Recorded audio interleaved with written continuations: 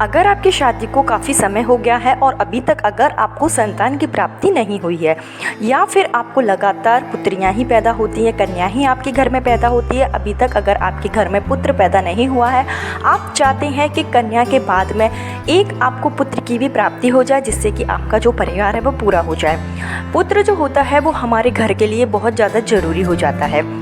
जिस तरीके से लड़कियां ज़रूरी होती हैं उस तरीके से पुत्र भी ज़रूरी होता है, क्योंकि जो पुत्र होता है वो हमारे घर की वंश की वृद्धि करता है। तो वंश की वृद्धि के लिए एक पुत्र का होना तो बहुत ही ज़रूरी है। तो अगर आपने डॉक्टर को दिखाया है, आपकी शादी को काफ़ी समय हो गया है, डॉक्टर को आप दिखा चुके हैं, चेकअप आप करा चुके हैं, आपको कोई बीमारी नहीं है, कोई आपको परेशानी नहीं है, उसके बावजूद भी अगर आपको संतान की प्राप्ति नहीं हो पा रही है, तो उस स्थिति में आप इस वीडियो में बताया गया यह सरल सा उपाय कर सकते हैं। या फिर अगर आपने डॉक्टर को दिखाया है, आपके गर्भ में सूजन है या कोई अन्य परेशानी है, आपका इलाज चल रहा है, तो आप डॉक्टर का इलाज भी कराइए। लेकिन साथ में अगर आप इस तरीके के उपाय करते हैं जो कि हमारे ज्योतिष शास्त्र में बताए जाते हैं, अगर आप इनको विश्वास के साथ करते हैं, तो आपको शीघ्र अतिशीघ्र संतान की प्राप्ति हो जाती है।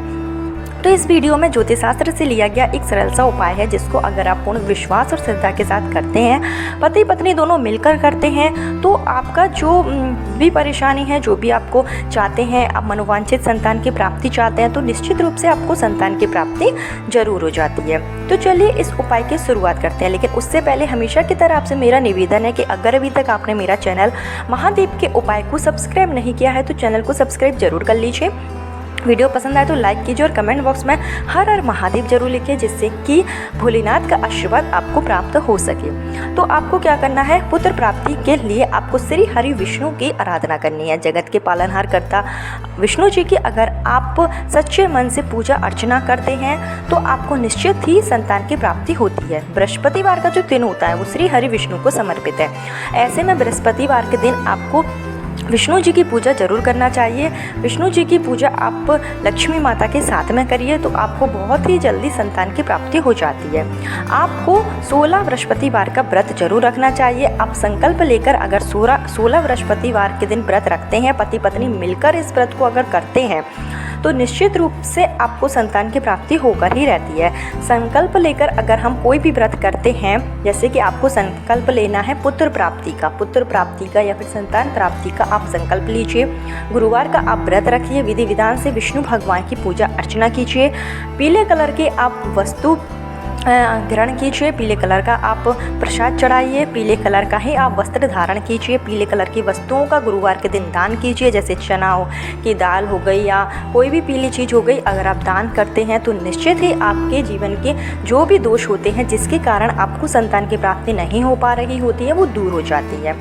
गुरुवार के दिन पति पत्नी अगर मिलकर व्रत करते हैं तो बहुत ही अच्छी बात है। व्रत किस तरीके से करना है, इसको आप वीडियो में कोई और वीडियो में देख लीजिएगा। अन्य वीडियो लोगों ने बनाए हैं बृहस्पतिवार के लिए, किस तरीके से व्रत करना है, अगर आप वो देख लेंगे और पूरे विधि विधान से आप व्रत कीजिए। अगर पति पत्नी दोनों मिलकर नहीं कर सकते हैं, तो केवल जो पत्नी है, जो माँ बनना चाहते हैं, वो महिला इस व्रत को कर सकती हैं। तब भी आपको निश्चित रूप से संतान की प्राप्ति जरूर हो जाएगी। इसके अलावा आपको जो महिला चाहती है कि उसे पुत्र की प्राप्ति हो, संतान की प्राप्ति हो, उनको गुरुवार के दिन गाय की सेवा जरूर करनी चाहिए। वैसे तो अन्य दिन अगर आप गाय की सेवा करते हैं तब भी बहुत अच्छी बात है। जो गौ माता होती है उसकी सेवा करने से हमारे सभी दोषों से हमें मुक्ति मिल जाती है। तो अगर आप गुरुवार के दिन गाय माता की सेवा करते हैं, महिलाओं के लिए पुत्र प्राप्ति के लिए एक विशेष उपाय है। आपको गुरुवार के दिन क्या करना है कि गेहूँ का जो आटा है उसकी आपको 2 लोई बना लेनी है, और उस लोई को आप लोई के अंदर आपको जो चने की भीगी हुई दाल है, वो चने की भीगी हुई दाल आप इसमें भर दीजिए। थोड़ा सा आप इसमें गुड़ रख दीजिए, और जिस तरीके से आप पराठा बनाते हैं उस तरीके से आप इसको हल्का सा बना लीजिए। और दोनों लोई के ऊपर आपको हल्दी से स्वास्तिक बनाना है। हल्दी से आप दोनों लोई के ऊपर स्वास्तिक बना दीजिए। और यह जो लोई है, जिसको आपने थोड़ा सा पराठे की आकृति दे रखी है, इसको आपको गौ माता को ले जाकर अपने हाथों से खिलानी है। जब आप गौ माता को खिलाएंगी तो पुत्र प्राप्ति की आपको कामना करनी है। साथ ही साथ अगर आपसे हो सके तो जब आप यह लोई माता को खिलाएं तो आपको गौ माता की पीठ पर थोड़ा सा सहला देना है। इससे आपको जो है गौ माता का आशीर्वाद प्राप्त होता है। और जो गाय होती है वो 33 कोटि देवी देवता उसमें वास करते हैं। तो अगर हम गाय माता को इस तरीके से सेवा करते हैं, रोटी खिलाते हैं, तो हमें 33 कोटि देवी देवताओं का आशीर्वाद प्राप्त हो जाता है और हमारी जो भी मनोकामना होती है वो जल्दी से जल्दी पूर्ण हो जाती है। तो गुरुवार के दिन आप यह सरल सा उपाय ज़रूर करें। इसके अलावा गुरुवार के दिन आपको जो सफ़ेद कलर की कौड़ियाँ होती हैं वो ले लेना है। उन कौड़ियों को आप हल्दी में भिगो लीजिए जिससे कि वो पीले कलर की हो जाएं। अगर आपको पीले कलर की कौड़ियाँ मिल जाती हैं तो बहुत अच्छी बात है। इनको आपको पीले कलर के धागे में बांध लेनी है और यह जो कौड़ियाँ हैं आपको श्री हरि विष्णु के चरणों में चढ़ानी है पुत्र प्राप्ति की कामना करते हुए। इसके अलावा आपको प्रतिदिन लड्डू गोपाल की सेवा जरूर करनी है। आपको लड्डू गोपाल को नए नए वस्त्र पहनाने हैं, बांसुरी आप पहना दीजिए, मोर मुकुट आप लगा दीजिए।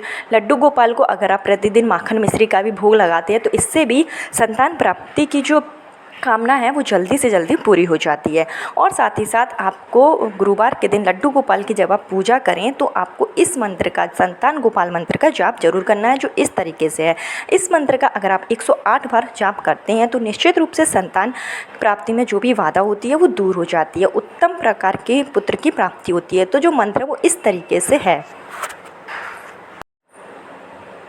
ओम देवी की शुद्ध गोविंद वासुदेव जगपते देही में तन्मय कृष्ण त्वामह शरण गधा। इस तरीके के मंत्र का अगर आप 108 बार जाप करते हैं लड्डू गोपाल की पूजा के दौरान तो आपको संतान में जो भी परेशानी होती है, आप मनवांछित संतान की प्राप्ति चाहते हैं, आपके घर में कन्या ही पैदा हो रही हैं तो आपको पुत्र धन की प्राप्ति निश्चित रूप से होती है। ये सरल से उपाय थे जिसको अगर आप गुरुवार के दिन कर लेते हैं तो संतान प्राप्ति में जो भी परेशानी आ रही है वो दूर हो जाती है। तो ये छोटे छोटे उपाय थे। अगर आप चाहें तो इन सारे उपाय को एक साथ कर सकते हैं, नहीं तो आप इनमें से कोई भी एक उपाय पूर्ण विश्वास और श्रद्धा के साथ जरूर कीजिए। आपको निश्चित रूप से पुत्र की प्राप्ति जरूर होगी और आपके घर में भी बच्चों की जो किलकारियां हैं वो गूंजेंगी। कल फिर मिलती हूँ नए वीडियो नए उपाय के साथ। जब तक के लिए श्री शिवाय नमस्तुभ्यम। हर हर महादेव।